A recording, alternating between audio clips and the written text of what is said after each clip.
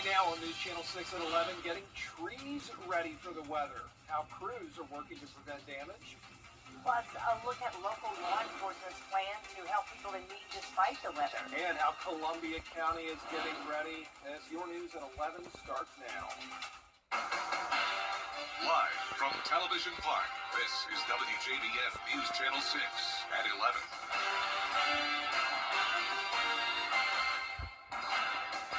Good evening, everybody. I'm Brad Means. And I'm Jenny Montgomery. Thanks so much for joining us.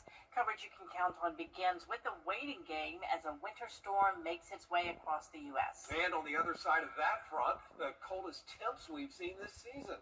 Here's Chief Meteorologist Jenna Petracci. That's right. Definitely feeling like winter this week and next week. And you can see we do have those winter weather alerts in effect across the CSRA. An ice storm warning was issued today, and that gets issued when there's high confidence that we could see up to at least a quarter of an inch of ice or more. I will tell you, though, that looking at the latest model trends this evening, the chance of us even getting up to a quarter of an inch or even a tenth of an inch of ice in Augusta and Aiken is definitely going down. I definitely still want you to be focused mostly north of I-20 for those higher impacts.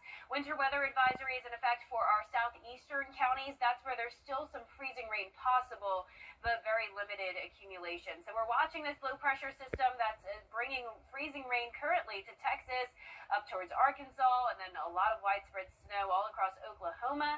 Now, this is going to move into our direction tomorrow evening, but in the meantime, it is a dry night. We just had a few rain showers earlier this evening.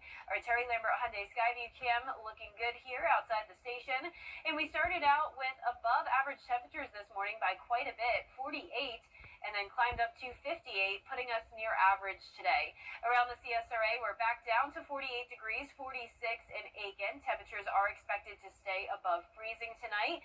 Still in the 50s in Wrightsville and right at 50 in Waynesboro. Winds are coming out of the northeast. Very light winds, only up to 6 miles per hour.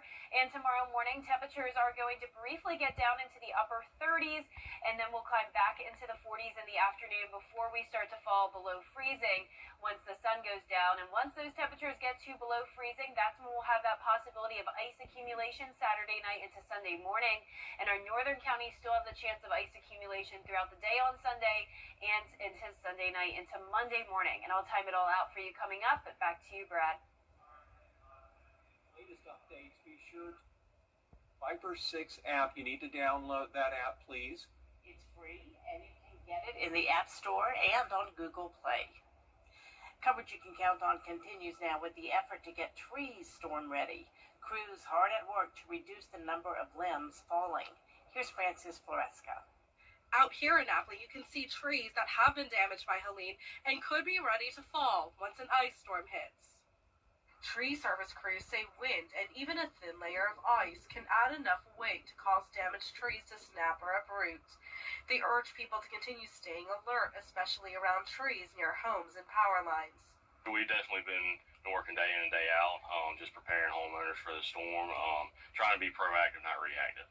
Being proactive means crews are moving quickly by helping neighbors identify problem trees now, especially after the ice storm back in 2014 and Helene. The previous ice storm was obviously catastrophic. Just seeing your family members and clients and everything else having trees at their houses is just something that nobody cares to go through. We're definitely ready. We're prepared.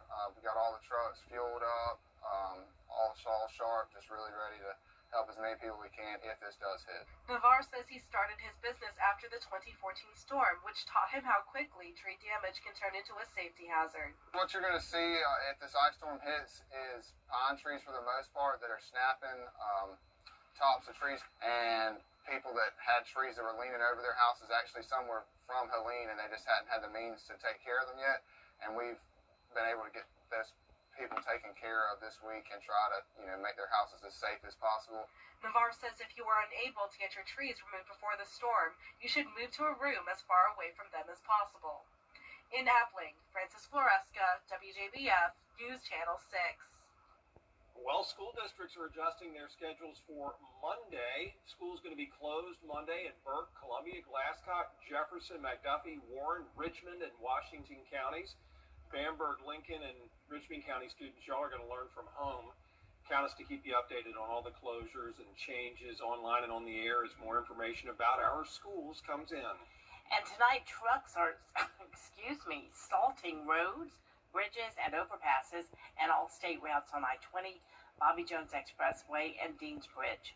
Be on the lookout for these trucks, especially if you're on the interstate. The DOT has crews on call across the state as this wintry weather moves through. They'll put out salt north of I-20 and I-16 tomorrow morning. Columbia County is also making final preparations. Crews will spread salt tomorrow night. That way the solution won't wash away. They're ready to open a shelter to the public if they need to.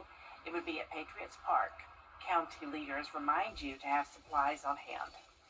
It's just all about the basics. What are the basics do I need to survive? I need non-perishable food, water, obviously more blankets if we lose power. You want to find alternate means of power, but you want to make sure that they're made for indoors. Don't be bringing your grill inside. Don't be bringing your heaters inside or anything like that. You want to make sure that what's right is right for you and your family and your friends.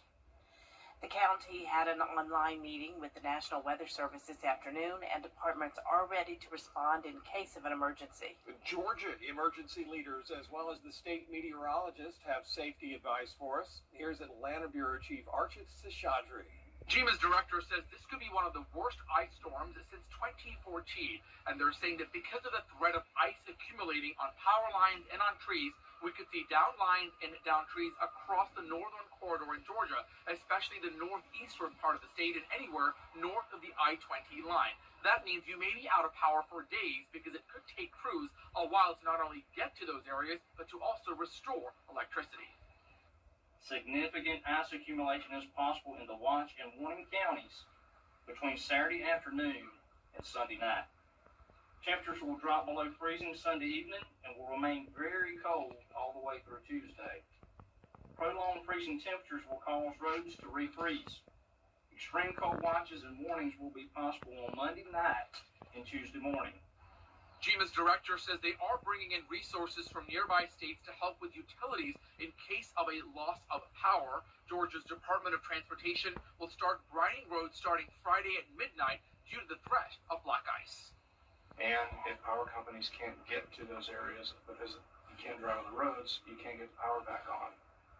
When you're talking an inch of ice, that rivals some of the biggest ice storms we've ever had in the state.